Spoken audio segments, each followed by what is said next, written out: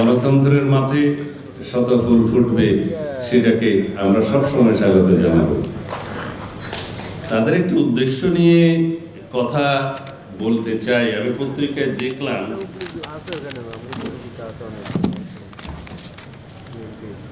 জাতীয় নাগরিক পার্টির অন্যতম লক্ষ্য সেকেন্ড রিপাবলিক প্রতিষ্ঠায় গণপরিষদ নির্বাচনের মাধ্যমে নতুন সংবিধান প্রণয়ন। এইটা তাদের অন্যতম লক্ষ্য বলেছে। আমি সমালোচনা করতে চাই না।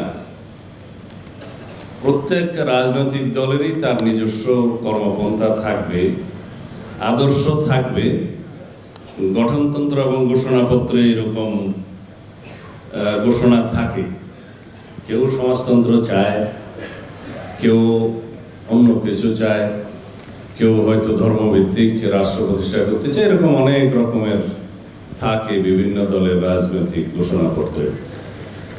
কিন্তু আমি এই নতুন বন্ধুদের বলতে চাই, সেকেন্ড রিপাবলিক,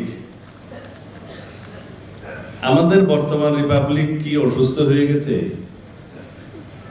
সেকেন্ড রিপাবলিক কখন হয়? রিপাবলিকের লিটারাল মানে কি?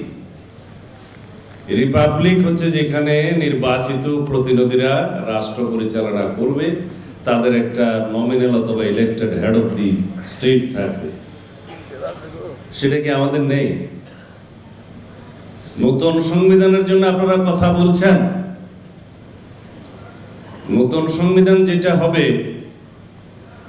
সেটা সংশোধনের মাধ্যমে, ব্যাপক সংশোধনের প্রস্তাব আপনারাও তো দিয়েছেন সংস্কার কমিশনে, আমরাও দিয়েছি।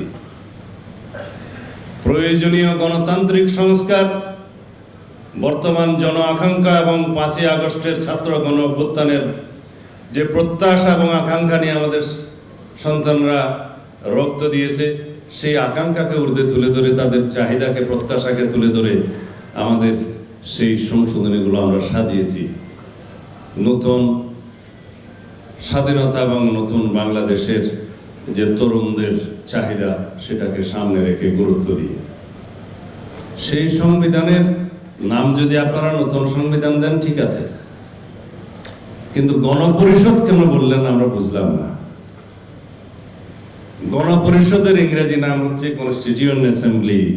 আগে যেটাকে মানুষ বলতো MCA, member of constituent assembly. এটা অলওয়েজ হয় মানে in the Inception of any independent country, যে সময় দেশে কোনো সংবিধান রচিত থাকে না, হাতে থাকে না, কোনো একটা নতুন রাষ্ট্র প্রতিষ্ঠা হয়, তখন গণপরিষদের প্রয়োজন হয়। গণপরিষদের সদস্যরা সংবিধান প্রণয়ন করেন। সেই সংবিধানের ভিত্তিতে পরে পার্লামেন্ট ইলেকশন হয়। আমাদের এখানে গণপরিষদ নির্বাচনের জন্য আমরা কি নতুনভাবে একটা কোনো স্বাধীন রাষ্ট্র হয়েছি? রাষ্ট্র তো আমাদের স্বাধীন আছে। আমরা একটি সার্বভৌম স্বাধীন গণতান্ত্রিক রাষ্ট্র। আমাদের যেভাবেই হোক একটা সংবিধান আছে, যে সংবিধানটাকে আমরা এখন পুরোপুরি অন করি না বলেই ব্যাপক সংস্কারের প্রয়োজন দেখা দিয়েছে। যে সংবিধানটাকে শেখ হাসিনা দলীয়করণ করে গণতন্ত্রের বিপক্ষে, নিজেদের পক্ষে সাজিয়েছিলেন, সেজন্য সেটা সংস্কার দরকার। কিন্তু গণপরিষদ কেন হবে? এর মধ্যে আরো একটি উদ্দেশ্য আছে। যারা গণপরিষদের বিষয় সামনে আনছে, যারা সেকেন্ড রিপাবলিকের বিষয় সামনে আনছে, হয় তারা বুঝে না, অথবা বুঝে আমাদের এই রাষ্ট্র ব্যবস্থাকে আরো দীর্ঘায়িত একটি গণতান্ত্রিক প্রক্রিয়ার মধ্যে নিয়ে যাওয়ার ষড়যন্ত্র আছে। যারা স্থানীয় সরকার নির্বাচনের কথা বলছে, আমি সবসময় শুনি মাঠে ঘাটে, বিফোর দি পার্লামেন্ট ইলেকশন, তাদের একটি মতলব আছে। কারণ 5ই আগস্টের ছাত্র গণ অভ্যুত্থান কি মেম্বার চেয়ারম্যান ইলেকশনের জন্য হয়েছিল? দেশে পৌরসভা, উপজেলা চেয়ারম্যানদের নির্বাচনের জন্য কি 5ই আগস্ট হয়েছিল? তাহলে তারা কেন শুধু মেম্বার চেয়ারম্যান ইলেকশন নিয়ে আগে হবে এই দাবি তুলছে?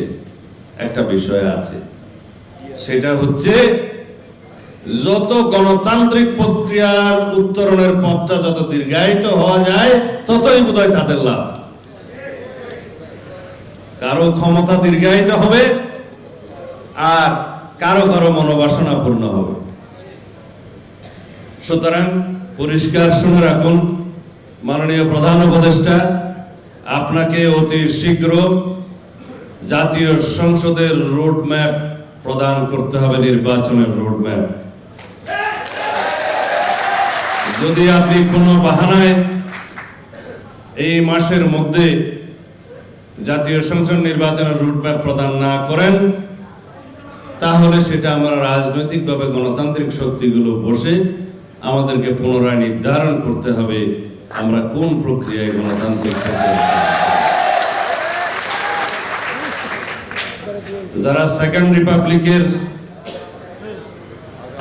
ঘোষণাপত্র, তাদের দলীয় ঘোষণাপত্র রেখেছেন, সেটা ওখানে থাক। যারা গণপরিষদের মধ্য দিয়ে নতুন সংবিধান প্রণয়ন করতে চান, সেটা আপনারা যখন পারবেন করবেন। কিন্তু বাংলাদেশের মানুষের গণতান্ত্রিক প্রক্রিয়ায় উত্তরণের আর কোনো যাতে বিলম্ব না হয়, সেজন্য আমরা যাতে সমগ্র জাতিকে ঐক্যবদ্ধ রাখি, এটাই আমাদের আহ্বান। এবং যে কোনো মূল্যে রাজপথে গড়ে ওঠা ফ্যাসিবাদ বিরোধী জাতীয় ঐক্যকে আমাদের টিকিয়ে রাখতে হবে। এই ঐক্যের মধ্যে যদি কোনো রকমের কোনো ফাটল সৃষ্টি হয়, তাহলে লাভবান হবে পতিত ফ্যাসিবাদ এবং তার দোসররা। সুতরাং এইটা আমরা মাথায় রেখে যারা ফ্যাসিবাদ বিরোধী গণতান্ত্রিক সংগ্রামে লিপ্ত ছিলাম, সকল রাজনৈতিক দল, সামাজিক শক্তি, আমরা যেন এই ফ্যাসিবাদ বিরোধী জাতীয় ঐক্যটাকে তুলে ধরে আমাদের সকল কর্মকাণ্ডকে পরিচালনা করি, এই আহ্বান জানিয়ে আমিও অনেক দীর্ঘ বক্তব্য দিয়ে দিয়েছি, আপনাদের কাছে ক্ষমা চাইছি। আপনাদের সবাইকে ধন্যবাদ জানাই আমার বক্তব্য শোনার জন্য। খোদা হাফেজ। বাংলাদেশ জিন্দাবাদ।